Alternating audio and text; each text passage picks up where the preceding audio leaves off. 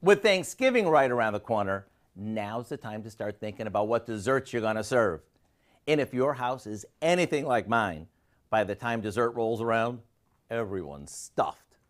But that doesn't stop us from asking for a small piece of this and a sliver of that. Well, that was the inspiration for the bite-sized Ooey-Gooey Pecan Squares that we're whipping up today. We begin by combining some flour, sugar, and butter until it forms a coarse crumb mixture. Then we press this into the bottom of a baking dish and pop it in the oven.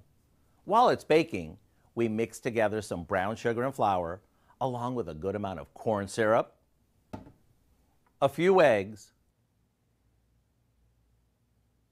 a bit of vanilla, and a little salt. Then we add lots of coarsely chopped pecans and pour it into our baked crust. Back into the oven it goes, just long enough to set up. Once it cools, we cut it into squares and it's ready to serve along all of our other must-have holiday favorites.